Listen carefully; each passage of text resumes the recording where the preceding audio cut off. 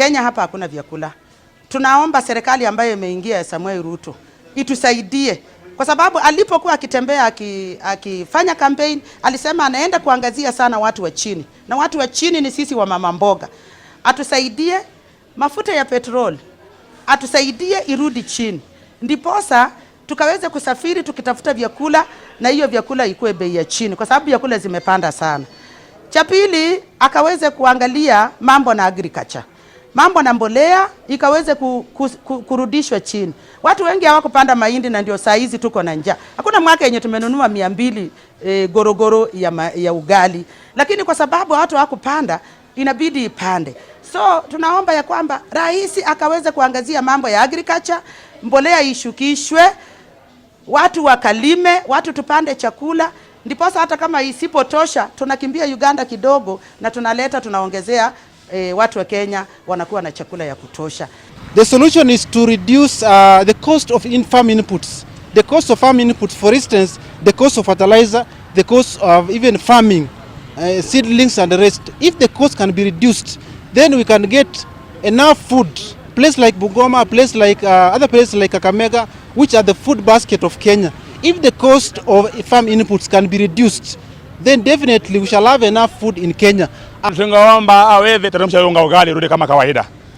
Vyakula mafuta ya mboga. Mafuta ya mboga iko juu sana.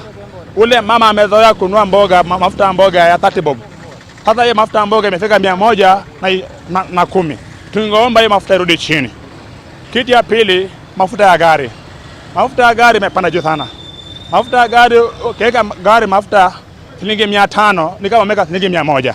Serikali hii vile ambavyo navyoona, kuna kitu ambacho kinaitwa economic recovery.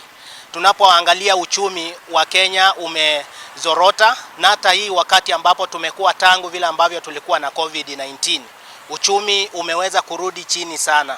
Kwa hivyo serikali hii kitu cha kwanza ni kuweza kunasua nchi hii katika hali ambayo ni ya uchumi, na kisha nasua nchi hii katika hali ya uchumi, tutaona ya kwamba bei ya mbolea ile ambayo wamekuwa wakisema itarudi chini, tutaona ya kwamba bei ya vyakula itarudi chini.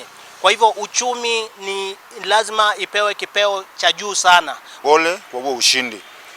Jambo la kwanza ambalo ningependa kwamba rais mteule aweze kutufanyia sisi kama watu wa magharibi hapa, aweze kufufua vile viwanda ambavyo vilikuwa vimekufa, kama vile tunaona Pan Paper, tunaona kuna Mumias, kuna Nzoia.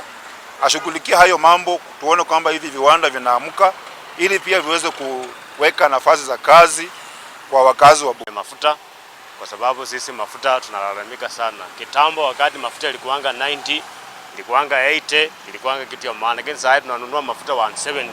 Hiyo kitu ya kwanza aishughulikie. Kitu ya pili aishughulikie mambo ya factory zetu zenye zilianguka. Huku Bungoma factory mingi zimeanguka sana. Sasa akishughulikia mambo ya factory tutafurahi sana.